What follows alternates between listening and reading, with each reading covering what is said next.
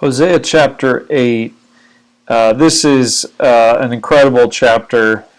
We see in verse number 13 that God says, they shall return to Egypt. Now, if you know anything about the nation of Israel, being freed from Egypt was the greatest event in their history. It was when God delivered them through some miraculous plagues and just a fantastic demonstration of God's redemptive power. Yet this verse says, he will remember their iniquity and visit their sins. They shall return to Egypt. What did God mean by that when he said they would go back? They didn't actually go back into Egypt, but they went back into the same kind of bondage and slavery that they experienced in Egypt. What would happen is, because they rejected God's laws and turned away from him, they were going to go back into a similar type of bondage and slavery. The nation of Assyria was going to come into the land and take the northern kingdom. The nation of Babylon would take the southern kingdom. And they would go back into the same type of bondage and slavery. The reason for this was many. Just quickly as we go through the chapter. Verse 1, they broke their covenant with God and trespassed against him. We see that there in verse 1. They transgressed my covenant. You see, Israel had a special agreement with God that if they would seek him and honor him, he would bless them. If they broke his laws, then all these curses would come. And everything that happens to them, God actually told them it would happen. You can look up Deuteronomy chapter 28. You can read about it. So they broke God's covenant. Verses 2 and 3, they professed to know God, but they did not love him or obey him. Verse 4, they did their own thing. They set up kings and princes and gods that they wanted without consulting God.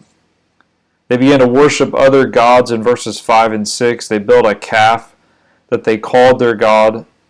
God actually said there, the workman made it, therefore it is not God. And you know, we can worship other things, but we're just fooling ourselves, and they were fooling themselves. They developed alliances with unbelieving nations like the Assyrians. They thought if we make agreements and these other nations will help us instead of looking to the Lord. And they were even going through a form of worship, of sacrifice, but it was not from the heart. You see that in verses 11 to 13. God says this in verse 14, Israel hath forgotten his Maker, and builded temples, and Judah hath multiplied fenced cities, but I will send fire upon his cities, I will devour the palaces thereof. So, as a result of their sin, judgment would come like a swift eagle in verse 1. Verse 8, they had sown the wind, and now they were going to reap a whirlwind. Actually, that's verse 7. Verse 8, they would be swallowed up among the Gentiles like a vessel that no one wanted. It says they're a vessel wherein is no pleasure, like an old cup that's broken and you can't even give it away. He said that's the way they will be like. Everything they built would be devoured, and they would go back to being slaves just like they were in Egypt. How sad that they would go right back to the thing that they wanted to be free from. This is a lesson in the cost and the consequences of sin.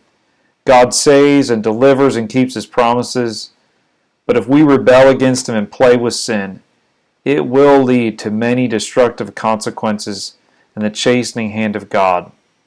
God never gave up on Israel, and God will never give up on you if you're his child, but you sure can bring a lot of pain and bondage into your life when you forsake the Lord and his word.